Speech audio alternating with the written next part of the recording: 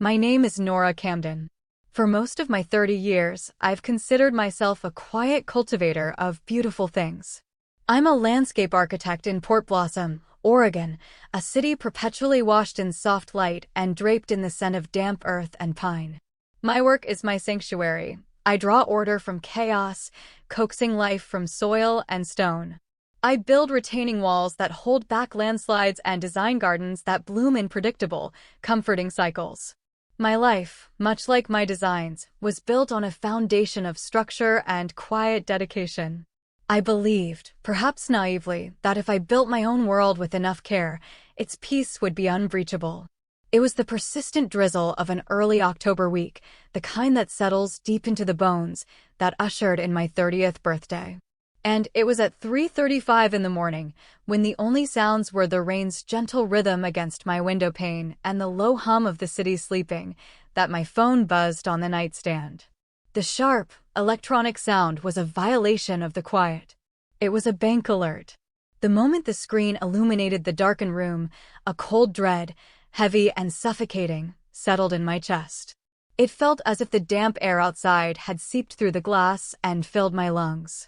The notification was for an overdraft. My checking account, the one I so meticulously managed, the hub of my financial life, was not just empty. It was negative. Minus $52,840. The number was an absurdity, a string of digits so alien they seemed to belong to another reality. I sat bolt upright in bed, the cool cotton sheets suddenly constricting. I stared at the screen, blinking, willing the pixels to rearrange themselves into something sensical. A glitch. A system error. Anything but the stark, unforgiving truth. But the number remained, a black hole on the glowing screen, representing not just money, but years of disciplined saving, of late nights hunched over blueprints, of small sacrifices that had accumulated into a sense of security I had mistaken for permanent. That number was the foundation of my carefully constructed world, and it had just vanished into thin air. This is the story of how that number, in its brutal finality, told me a truth about my family I had spent a lifetime avoiding. It was the story of my 30th birthday and the beginning of my real life. My hands trembled as I unlocked my phone, my thumb hovering over my father's contact. A part of me wanted to wait until morning, to pretend it was a nightmare I could wake from. But the cold certainty in my gut was undeniable. I knew. I just needed to hear it. I pressed call. He answered on the second ring, his voice booming through the speakerphone, tinny and too loud for the dead of night. Nora Bell. What's up, kiddo? Burning the midnight oil. In the background, I could hear the faint, cheerful melody of a late-night talk show and my mother, Lorraine, letting out a tinkling laugh. The sound was so jarringly normal, so utterly disconnected from the catastrophe unfolding on my phone screen, that for a moment I felt disoriented, as if I had dialed into a parallel universe where everything was fine. Dad, I started, my voice tight, struggling to remain even. Something's wrong.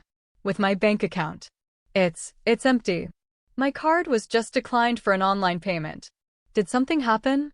There was a beat of silence, not long, but long enough for the cheerful television sounds to feel mocking. Then his voice returned, stripped of its usual manufactured bonhomie, replaced by a familiar, weary irritation. The tone he used when I was being difficult. Oh, Nora, don't be so dramatic. It's not wrong.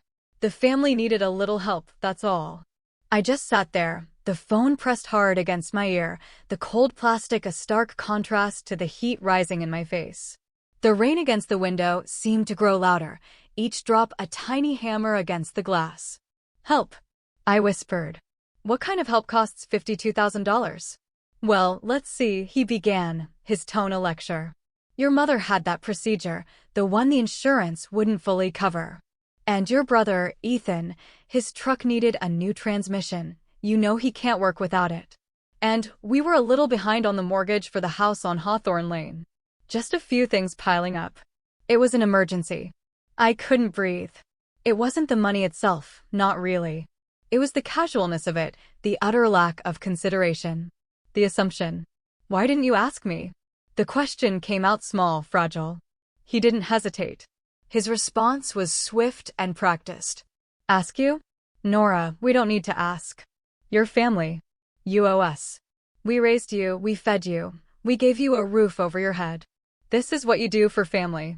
Then, my mother's voice, saccharine and sharp, cut in. Besides, honey, she said, her laugh like splintered glass, what were you going to do with all that money anyway? Buy yourself some fancy cake and a new plant? We had a much better plan for it. A profound, echoing silence followed. It was a vacuum, sucking all the warmth, all the love, all the years of my trying from the room. That silence, cold and absolute, was the last birthday gift they would ever give me. It was the gift of clarity. I took a slow, deep breath, and when I spoke, my voice was unrecognizably calm. It was the voice of a woman I had never met before, a woman who built walls not just from stone, but from self-preservation. Then I said, the words clear and steady, consider this my final contribution. Don't ever call me again. I meant it. With a finality that settled in my soul like bedrock, I ended the call. The silence that followed was no longer empty. It was full. It was full of resolve. I didn't go back to sleep. I slipped out of bed, went to my small home office, and turned on my laptop. The screen cast a cool blue light on my face. They thought that because I was the responsible one, the stable one, the one who had built a life for herself from scratch, that I was their perpetual safety net. They saw my success not as something I had earned, but as a resource they were entitled to. That night, I decided to become someone else. I became the one who prunes the dead branches. The one who clears the rot to save the garden. The mortgage on their house on Hawthorne Lane, the one they were behind on, was canceled. Not by the bank, but by me. It was in my name. My mother's credit was a ruin, so years ago, to save them from foreclosure, I had put my own name on the deed, my own credit on the line. I logged into the bank portal and initiated the process to remove my liability, citing financial hardship and unauthorized use of my funds. Ethan's truck, the one with the new transmission they had purchased with my life savings, would be repossessed by noon the next day. I spent an hour on the phone with my bank's fraud department, my voice remaining level and factual as I detailed the unauthorized transfers. The truck loan was also co-signed by me. I was the primary name on the account.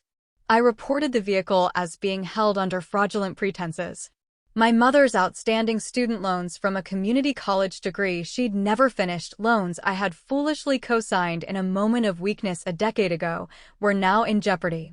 I contacted the lending agency, submitted a formal request to be removed as co-signer due to significant, unforeseen financial distress caused by the primary borrower's family. I moved through each task with a quiet, methodical precision. No shouting matches, no tearful accusations, no grand pronouncements. Just the soft click of a mouse, the steady tap of keys, the calm, polite tone of my voice on the phone. I was turning all the hurt, all the betrayal, into clean, decisive action. Their 30th birthday present to me, the theft of my security, became the catalyst for my own liberation. They had intended to drain me, but instead, they had severed the tethers that kept me bound to their chaos. They had just lost me for good. The next morning, my phone began to light up like a signal fire on a dark hill. A barrage of missed calls. A flood of text messages. They came one after another, a digital cascade of panic.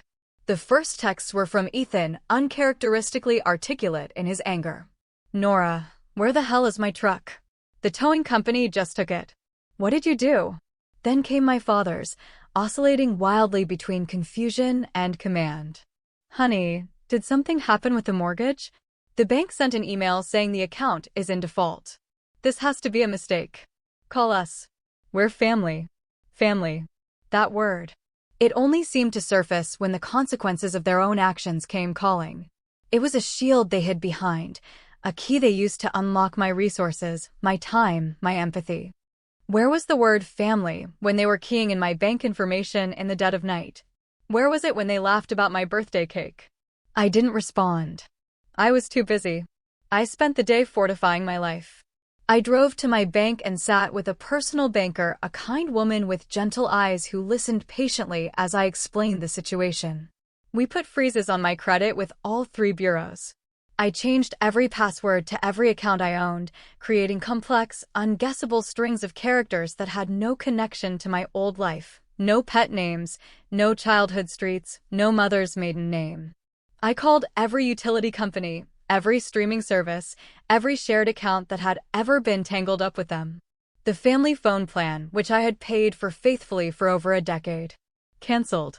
The Amazon Prime account that served as their personal shopping spree portal. Cancelled.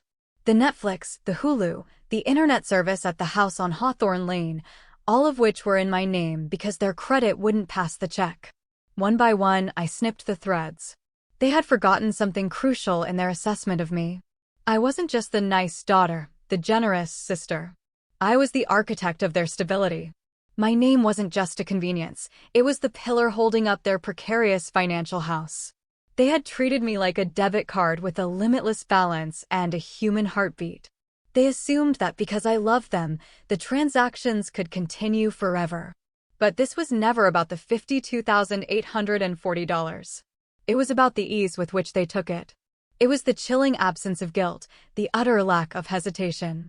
They didn't see a daughter they were harming, they saw a solution to their problems. These were the people who had taught me what love was supposed to look like, but their version was a counterfeit.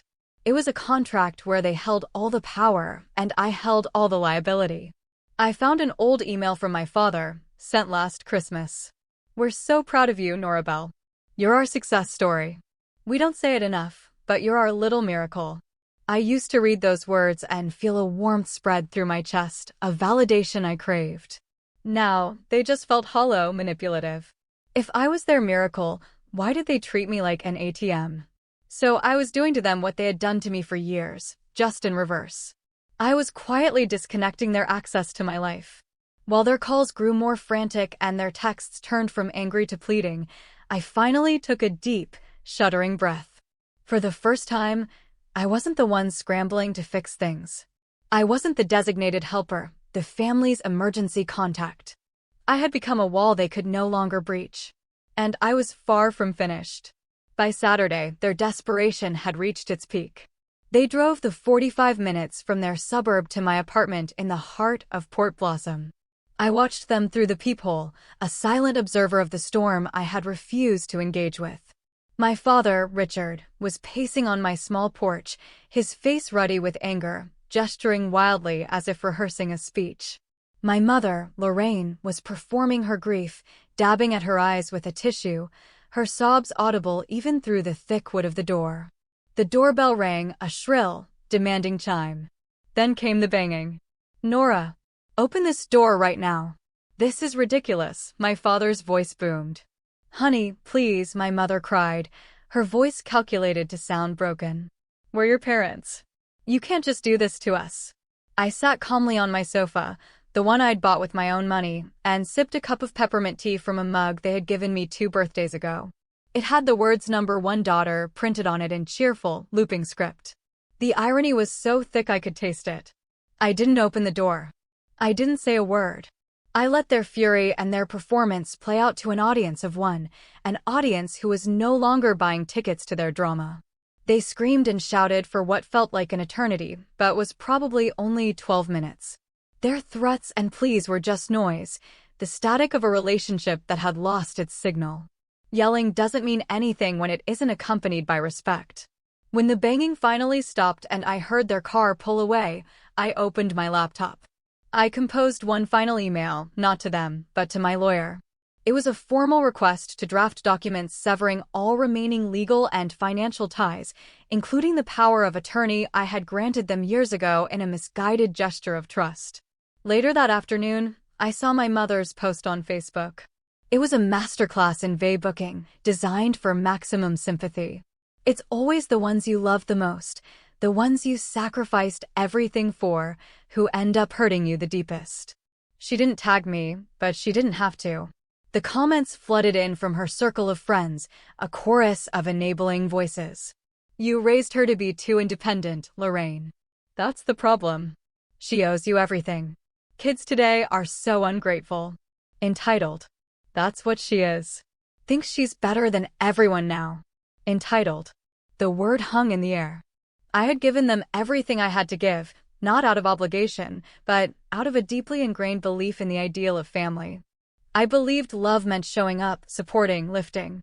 But they had twisted that beautiful ideal into a weapon, a tool of extraction.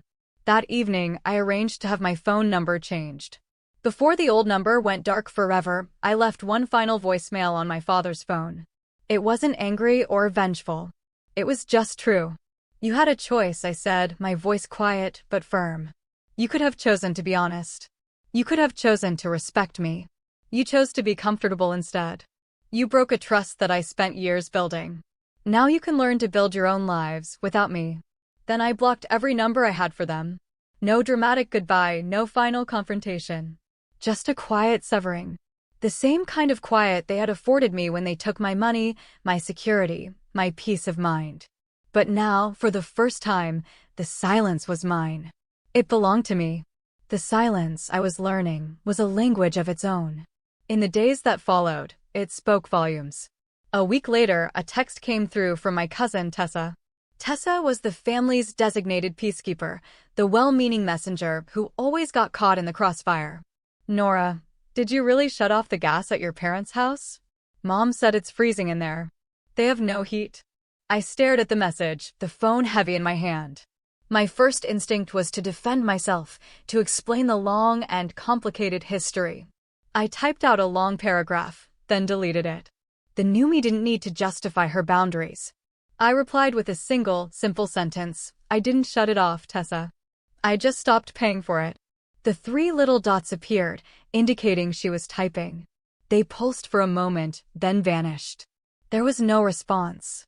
That silence, the silence of someone realizing a truth they didn't want to face, felt more validating than any argument I could have made.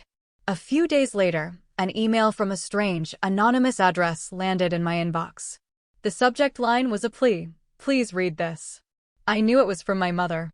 The first line of the preview read, "We didn't raise you to be this cruel." I deleted it without opening. Because the devastating truth was, she was wrong. They did raise me to be like this. Not intentionally, perhaps, but their actions had been my most profound teachers. They raised me on a diet of conditional love, teaching me that my worth was directly proportional to my utility. They taught me that being a good daughter meant absorbing their irresponsibility, fixing their mistakes, and carrying their emotional and financial burdens in silence. I wasn't being raised, I was being trained to be a resource. So yes, when I walked away from the mortgage, let the truck be repossessed, and stopped paying for their heat, I wasn't being cruel. I was simply returning the lessons they had taught me. I was handing back the years of pressure, guilt, and silent expectation they had wrapped up and called parenting. My father once told me, right after I'd paid the fine for his second DUI, "Family doesn't keep score, Nora Bell." He was right. So I stopped keeping score. I just closed the account. That same month, I started seeing a therapist, a woman named Dr. Evelyn Reed with a calm demeanor and eyes that saw more than I was ready to admit. In our second session, she asked me a question that unlocked everything. "When did you first feel responsible for your parents' happiness?" Without a moment's hesitation, the answer surfaced from a deep, forgotten place. "When I was 14, I said, the memory so vivid it was like watching a film." My mom was crying at the kitchen table because we'd gotten another shut-off notice for the electricity. She kept saying she was a failure. So I went out the next day and got a job sweeping hair at the salon down the street. I gave her my first paycheck. The lights stayed on. And she smiled at me. That's when I learned the formula. My sacrifice equals her relief. That was the moment. The moment I stopped being a child and became a function. The moment I started building retaining walls, not for landscapes, but for my own family's emotional instability. All I had done now, at 30, was finally grow up and walk away from the people who had insisted on remaining children. I didn't feel guilty. I felt clear. The fog of obligation that had clouded my life for so long was beginning to lift, revealing a horizon I had never seen before. The truth is, choosing yourself often feels like a declaration of war to the people who have only ever seen you as an extension of themselves. And I was no longer available for the draft. Tessa sent me screenshots from the new family group chat, the one I'd been quietly removed from. She didn't add any commentary, just forwarded the evidence of their narrative. Lorraine, I don't know what we did to deserve such a heartless daughter. Richard, she got a little successful and forgot where she came from. Thinks her money makes her better than us. Ethan, she always was cold. Forgot where I came from? I came from watching my mother fake fainting spells on the phone with credit card companies to get extensions. I came from my father borrowing money from my piggy bank for lottery tickets and calling it an investment. I came from the constant, humming anxiety of knowing that at any moment, the fragile piece could be shattered by another one of their poor decisions. I didn't just survive that environment, I metabolized it. I turned the anxiety into ambition, the chaos into a craving for order. I took the instability they gave me and built a life of profound stability, not just for myself, but for them. And they resented me for it. My growth was a mirror, and they didn't like the reflection. I texted Tessa back one last time.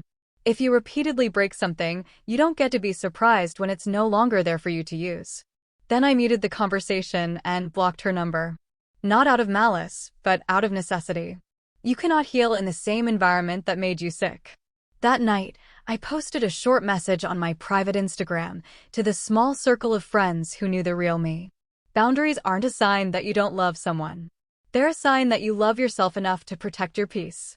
The response was immediate and overwhelming. Messages poured in from friends, acquaintances, even old colleagues. I needed to hear this today. I've been the Nora in my family for years. Thank you for giving me the courage to think about my own walls. I realized I didn't need my family's version of me anymore. The selfish daughter, the ungrateful sister, the cold-hearted monster. That character was a fiction they had written to absolve themselves of their own failures. I was rewriting my own story now. And this new version of me wasn't seeking their approval or begging for their forgiveness. She was simply, quietly, determinately living. It was a Thursday in late November. The rain was tapping on the windows of my apartment again, a soft, percussive rhythm that I now found deeply comforting. I had lit a candle that smelled of cedar and clove, made a pot of jasmine tea, and was curled on my sofa with a book. I felt a sense of stillness I hadn't known was possible. Then my phone buzzed. It was a voicemail. My heart gave a familiar, conditioned lurch, but it was weaker this time, more of an echo than a jolt. The number was unknown. I let it go to voicemail, and after a minute, a transcript appeared on my screen. It was from my mother. Nora, it's Mom. Your father. He fell down the stairs. He broke his leg, a really bad break. We're at County General. There's no insurance. They won't do the surgery unless we can pay a portion up front. I know you're upset with us, but this is serious. This is your father. Please, just call us back. For a full 5 minutes, I didn't move. I just stared at the words on the screen. I could hear her voice in my head, the practiced tremor, the strategic deployment of guilt, the pivot from crisis to demand. There was no apology, no acknowledgement of the past. Just a new emergency, a new bill to be paid. My hands, acting on autopilot, opened my laptop. I pulled up my financial spreadsheet. The truth was, I could afford it. After the initial shock, I had worked tirelessly, taking on extra projects, and my business was thriving. The money was there. But then I opened another folder on my desktop, one I had named simply the archive. Inside were screenshots of the bank statements, the pleading and then abusive texts, copies of the old loan agreements I'd signed. It was the documented history of my own slow erosion. The $52,840 they had stolen, which they'd called helping the family. The receipts from dinners they'd charged to my card. The email from my father calling me their miracle, just weeks before they'd emptied my account. I stared at the evidence of their long-standing pattern. And just like that, their new emergency no longer felt like my problem to solve. It felt like another trap, a new crisis designed to pull me back into the old dynamic of rescuer and rescued. So, I didn't call back. I didn't rush to the hospital. I closed the laptop, took a sip of my cooling tea, and let the sound of the rain fill the silence. Instead of writing a check to the hospital, I opened my banking app and transferred $1,000 from my checking account to my savings. I had renamed my savings account a few weeks prior. It was now called the Peace Fund. It was a promise to myself, a tangible commitment to protecting my own well-being. Guilt tried to whisper its way in. It always does. He's your father. You should help. You're the good one. But this time, another voice, my own, was louder. You can't set yourself on fire to keep others warm. I picked up my phone and sent a text to my cousin Sophie, the one branch of the family tree that had always felt sturdy and true. I heard about Uncle Richard. Please tell them I hope he heals well. But I cannot be their solution anymore. She replied almost instantly. I understand. I'll pass it along. Take care of yourself, Nora. And for the first time, the silence that followed didn't sting. It wasn't a void or a punishment. It felt like clean, fresh air. It felt like freedom. That night, I slept with the window cracked open, letting the cool, rain-scented air drift in. My phone wasn't on the nightstand. I wasn't bracing for a crisis. I was simply resting. Because letting go of people who have never respected you isn't an act of cruelty. It's an act of survival. And I was finally, truly, beginning to live. A few months later, I walked into the warm, glittering hall for my cousin Sophie's wedding. I went with my head held high and my heart feeling steady and whole. I knew my parents and brother would be there. I had prepared myself for it. I saw them across the room. My mother, Lorraine, was poured into a sequin dress that was a size too small, a strained smile plastered on her face. My father, Richard, leaned heavily on a cane, his limp more pronounced than I suspected was medically necessary, a prop in the ongoing theater of his victimhood. Ethan stood beside them, scowling into a glass of champagne. As soon as I entered, I felt their collective gaze lock onto me. It wasn't a look of warmth or love. It was a look of assessment, of calculation. Their eyes said, fix this. Make it right. Be the old Nora. I wore a simple, elegant dress of black satin. Not to mourn, but to signify a quiet, self-contained strength. I was not there to wage a war or negotiate a truce. I was simply there as myself, a guest celebrating a person I loved. I didn't approach them. I didn't shrink under their stares. I found my table, filled with Sophie's friends from college, and I sat down. I laughed at their jokes.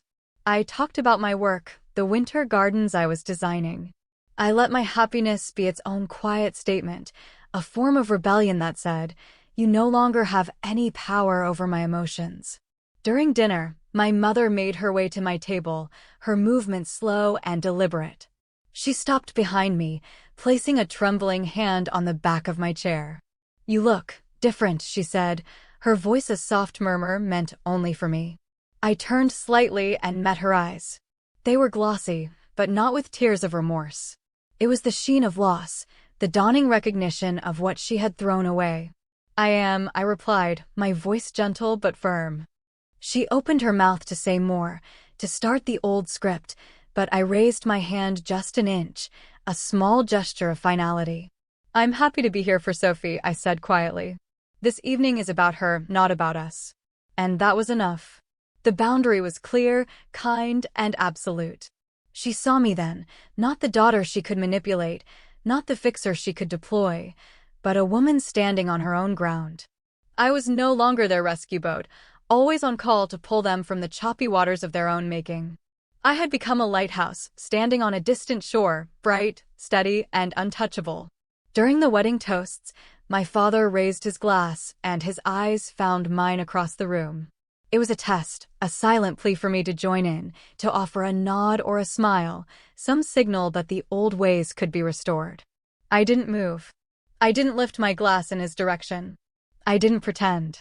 Peace doesn't come from pretending the wounds aren't there. Peace comes from acknowledging the pain and making the conscious choice not to carry someone else's burden any longer. I danced that night until my feet ached and sang along to the music until my voice was hoarse. And when the celebration wound down, I slipped out into the cool night air without saying a single goodbye to them. It's been a year now. A year since my 30th birthday. A year since that single bank alert fractured my world and, in doing so, set me free. The guilt doesn't roar anymore. It's a faint hum in the background, a sound I can easily tune out by turning up the volume of my own life. The truth is, I gave them more than money. I gave them access to my heart, and they treated it like an open line of credit. That account is permanently closed. I've built a new life, brick by brick, plant by plant. My business is flourishing. My small apartment feels like a true home. My world is populated by friends who don't see family as a weapon, who don't drain my energy to feel full, who call not because they need something, but because they want to share something. This year, on my 31st birthday, my phone didn't ring with their names. There was no card, no hollow text message. There was nothing. But at 6 o'clock, there was a knock on my door. It was Sophie, holding a small, homemade carrot cake with a single, glowing candle. She smiled, a real, uncomplicated smile. "I just wanted to say happy birthday," she said softly. And then she looked at me, her eyes full of a deep, knowing kindness, and she whispered the words that cemented everything into place. "You were never the problem, Nora. You were just the first one to escape." We lit the candle together, but we didn't make wishes. We just breathed. We breathed in the sweet, spicy scent of the cake and the quiet peace of the evening. Because healing isn't always a loud, dramatic event. Sometimes, healing is the quiet decision not to answer the door when a ghost from your past comes knocking, even when it's wearing a face that once looked like love. I have stopped chasing the obligations of blood ties and started cultivating the connections of soul ties. My parents still post their vague, sorrowful updates online. My father still plays the martyr in conversations with the few remaining relatives who will listen. But their voices are distant echoes from a country I no longer live in. I have built walls around my peace, not of stone, but of self-respect. Their narrative no longer matters because their story is no longer mine. I belong to me. Wholly, finally, and freely.